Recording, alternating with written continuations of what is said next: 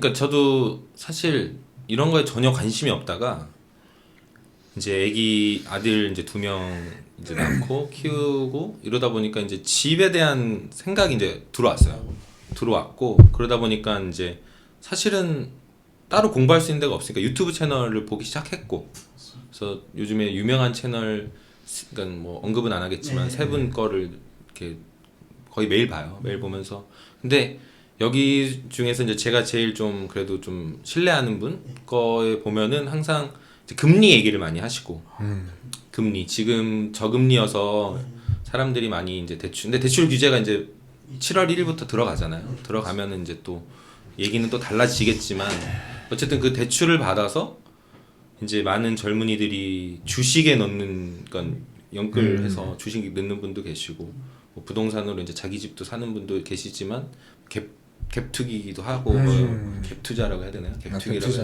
뭐, 투자라고도 하고 뭐 80채 갖고 투자하는 분도 계시니까. 뭐 투자하신 분도 있고 투기하신 분도 있고, 근데 저는 뭐 그런 거는 아니고 이제 실거주에 대한 부분을 해결하려다 보니까 이제 공부를 하게 됐고 하고 있고, 형 방송도 보는데 거기서도 금리 얘기를 하고 있고, 그래서 아 이게 되게 중요한 거구나. 그러니까 주식도 그렇고 부동산도 그렇고 이 막 저 테이퍼링이란 말 자체를 몰랐었는데 제 입에서 이 테이퍼링이란 말이 나오고 있고, 이런 것도 이제 어떻게 보면은 시대가 진짜 이제는 정말 많이 알아야 되는 것 같아서, 그래서 뭐 궁금한 거 뭐 질문하면은 이제 진짜 금리가 이제 인상된다 뭐 이런, 미국에서 먼저 이렇게 연준이라고 하네.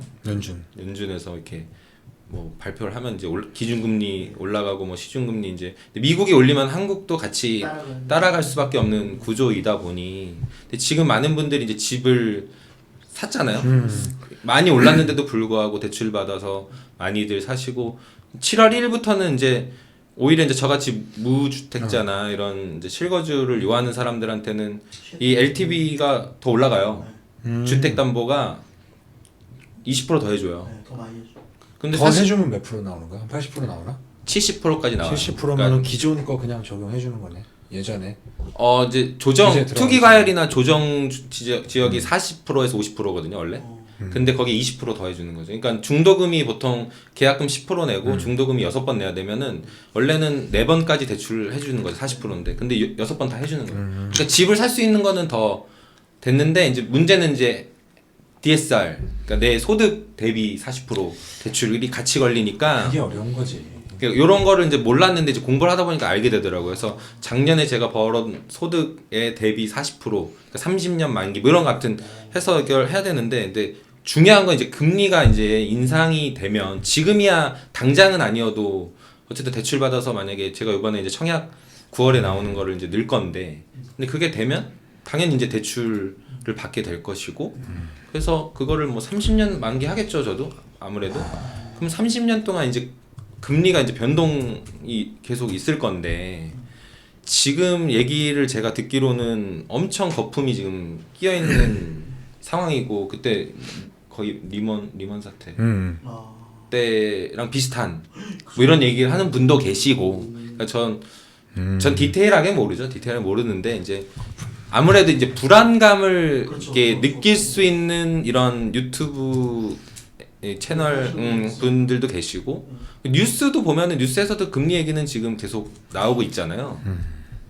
그래서 요게 앞으로 어떻게 될지, 그래서 뭐 주식도 그렇고 부동산도 그렇고 요거에 어떻게 좀 대처를 하는 것이, 그래도 주식도 계속 해야 되고 집도 앞으로 우리는 살아가기 위해서는 집을 계속 사야 되니까, 필요한 사람들 실거주할 분은 사야 되니까 지금 사야 될 분도 계시고, 이거를 받다가 금리 떨어지면 금리 올랐다가 다시 떨어질 때 사야지 뭐 이런 생각을 하시는 분도 계실 거고, 그래서 이런 것들 혹시 뭐 좀 얘기해 주신 게 있으면 좀 해주시면 너무 좋을 것 같아요. 금리를 강의라고 하셨으니까. 네네. 그 금리 인상 사실 어제 그 연준에서 FOMC 회의하면 항상 얘기해요. 앞으로 뭐 어떻게 할 거다, 뭐 금리를 인상할 거다, 뭐 테이퍼링 할 거다라고 뭐 항상 얘기를 하는데, 어제 얘기했죠. 이게 내년부터 이제 뭐 테이퍼링에 대한 얘기를 하고 2023년부터 금리 인상을 할 거다라는 얘기를 해갖고, 2023년? 원래 그런 얘기가 나오면은 이 불안을 조장하는 사람들의 말대로 됐다면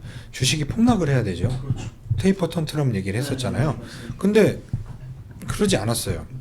그러니까 저는 새벽에 일을 하다 보니까 이게 뭐 가끔 이렇게 보는데 FOMC 회의나 이렇게 좀 중요한 거 있을 때는 가끔씩 보거든요. 근데 주식이 빠졌는데 생각보다 많이 안 빠졌는데 장 끝날 때 쭉 끌어올리더라고요. 이거는 제가 뭐냐면은 주식으로만 얘기를 먼저 하자면 이미 시장에서는 테이퍼링에 대한 얘기, 금리 인상에 대한 얘기는 한 달 전, 아니 2달 전, 올해 내내 얘기가 나오면서 조정을 겪었어요. 그러니까 이게 이 거품이다, 뭐 이게 불안을 조장하는 그런 게 있다라고 하면 부동산이나 주식이나 이 자산은 가장 크게 영향을 미치는 게 심리인데 심리적으로 불안한 심리가 이미 몇 달 정도 이거를 우리를 흔들었고 그렇기 때문에 주식시장도 변동이 없었고 부동산을 사는 사람들도 망설이기도 하고 뭐하고 이런 상황인데 모든 게 지금 이미 반영이 돼 있어서 금리 인상을 설령 한다고 치더라도 이거는 내가 볼 때는 타격이 별로 안 크고 어제 그리고 또 연준에서도 그 얘기했어요. 저번에 얘기했다시피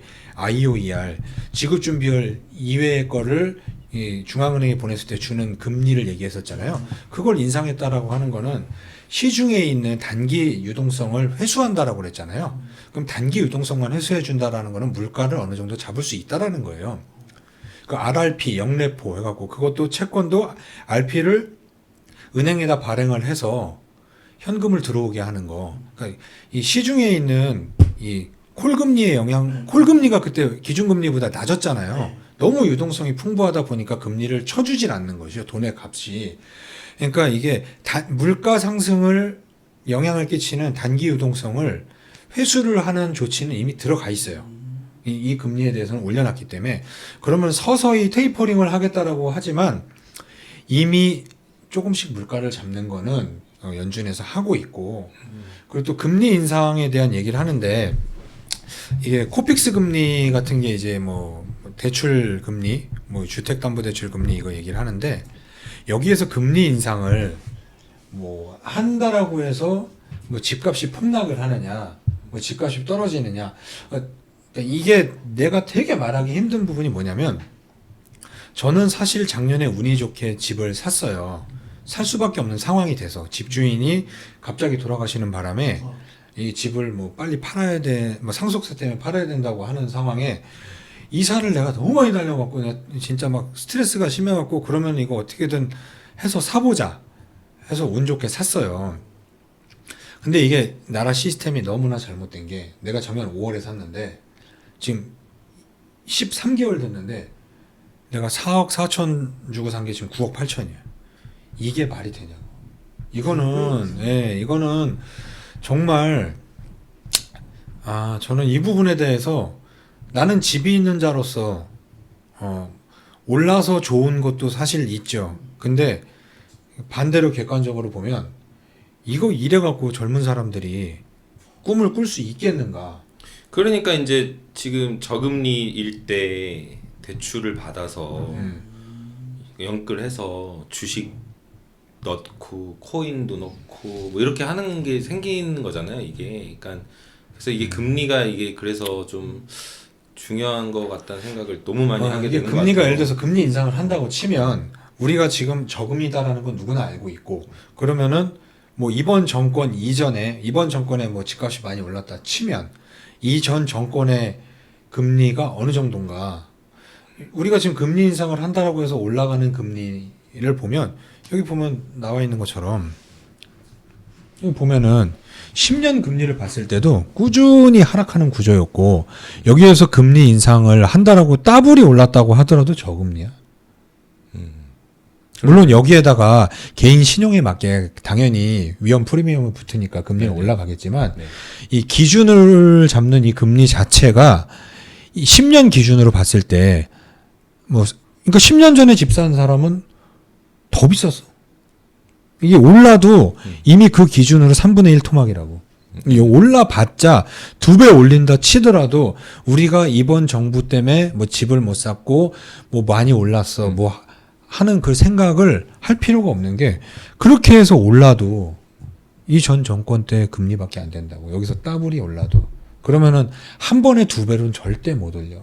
점진적으로 올린다라고 했을 때 그러면 점진적으로 올랐을 때 금리가 오르는 만큼 돈의 값어치에 대해서도 생각을 해봐야 될 거 아니야? 네. 물가라는 게. 그러면은 돈의 값어치는 계속 떨어지잖아요. 우리가 예를 들어서 뭐 빼빼로 같은 거 저거 아까 우리 사 먹은 게 1,500원이에요. 우리가 어렸을 때 빼빼로는 뭐 300원, 500원 막 이렇고 그리고 최근에 사 먹은 게 난 1,000원 같은데 저게 1,500원이 돼 있단 말이지. 그럼 50%가 올라 있는 거예요, 물가가. 그리고 냉면을 하나 먹으려고 그래도 지금 10,000원이 돼 있는 상황이면 돈의 값어치가 계속 떨어지는 거에 비하면 금리가 오른다고 치더라도 내가 내는 이자 비용은 그 돈의 값어치에 비하면은 큰 무리는 아니지 않을까. 그러니까 이게 지금 보면 이제 옛날에 뭐 빼빼로가 그 가격에서 지금 이 가격이 됐는데 집값은 근데 그거에 비하면 너무 많이 올랐어요 지금. 아, 너무 많이 올랐지, 이게. 그래서 이제 이게 거품이 아니냐 이제 이런 얘기를 하는 거잖아요. 이게 너무 많이 올랐으니까. 근데 이게 보면은 이제 이게 집값이 떨어질 것이다 하는 유튜버도 있고 집값은 계속 우상향이다. 계속 오를 것이다. 예, 무조건 오를 것이다라는 분이 있고 다 일리가 있어요. 얘기 들어보면은 양쪽 다 일리가 있는데 그래서 이제 저같이 이제 저는 이제 9월이 신혼부부 특별 공급 늘 수 있는 마지막 막차예요, 저는. 그러니까 제가 7년 9월 23일 날 이제 혼인 신고를 했기 때문에 이제 마지막 7년 원래 5년이었는데 7년으로 늘려준 거잖아요. 신혼부부 이거 혜택도. 그래서 마지막이어서 이제 늘 수 있는 데를 지금 하고 있는데 갑자기 7월 1일 날 LTV를 올려주겠다. 7월 1일부터는 대신에 DSR은 40%로 규제를 또 한다. 그래가지고 해보니까 6억 이하 집은 그 DSR 40%에 또 적용이 안 된다고 또 이런 얘기가 있어서 그러면 나는 이번에 마지막으로 집을 한번 살 수는 있는 넣어야겠다라고 이제 생각은 하고 있는데 금리가 자꾸 오를 것이다. 테이퍼링 들어간다. 이러니까 이제 형한테도 이제 카톡을 했어요. 제가 이거 형 이거 어떻게 될까? 막 이렇게 했더니 그건 오르긴 오를 거다. 뭐 이런 얘기도 해주고 한데, 그러니까 저 같은 분들, 그러니까 뭐 집도 그렇고 주식도 그렇고 뭔가 이 금리에 대한 약간 압박.